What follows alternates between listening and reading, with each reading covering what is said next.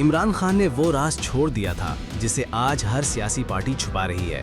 یہ وہ بات ہے جو اس وقت سب نے سن کر ہنس دیا تھا، آج سچ ثابت ہو رہی ہے۔ اگر آپ نے کبھی عمران خان کا یہ بیان سنا ہے تو آج آپ کو پورا مطلب سمجھ آئے گا۔ وہ ویڈیو جو کسی نے بھی شیئر نہیں کی، مگر آج ہر سیاستدان ڈراتا ہے کہ لوگ اسے نہ دیکھیں۔ عمران خان نے پہلے کہا تھا کہ ایسا ہوگا اور آج وہی سب سامنے آ گیا ہے۔ کیا یہ عمران خان کی سب سے بڑی وارننگ تھی؟ آج ہر انسان حیران ہے۔ یہ ایک جملہ تھا، مگر آج اس کا اثر پاکستان کی سیاست بدل رہا ہے۔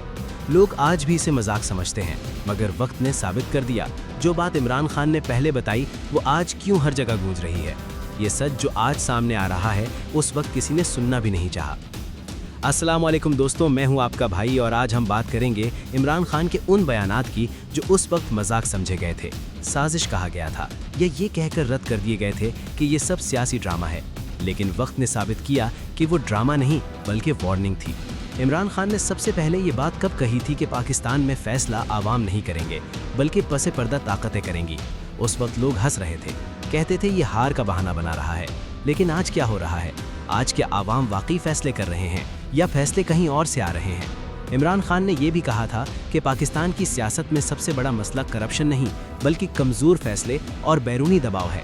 اس بیان پر بھی خوب تنقید ہوئی، مگر آج جب IMF کی شرائط، بجلی، گیس، ٹیکس اور مہنگائی کو دیکھتے ہیں تو سوال خود بخود اٹھتا ہے کہ کیا یہ فیصلے واقعی پاکستان کے عوام کے لیے ہیں یا کسی اور کے لیے؟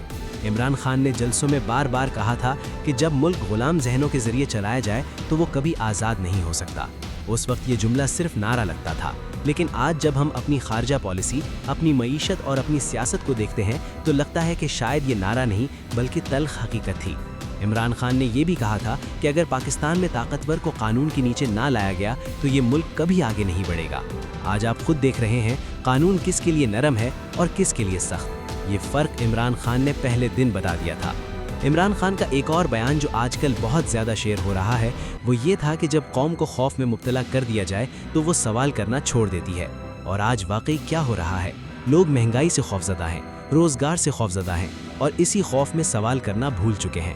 عمران خان نے نوجوانوں کو بار بار کہا تھا کہ اگر تم نے سوال نہ کیا تو تمہارا مستقبل کوئی اور لکھے گا۔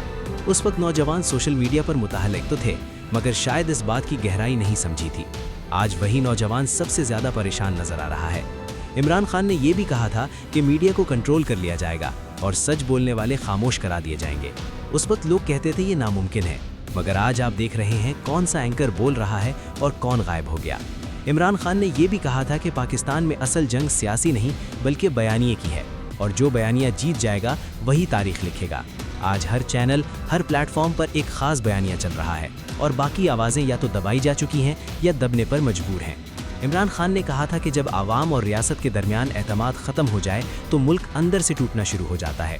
آج کیا واقعی عوام کو ریاست پر مکمل اعتماد ہے یا سوالات بڑھتے جا رہے ہیں؟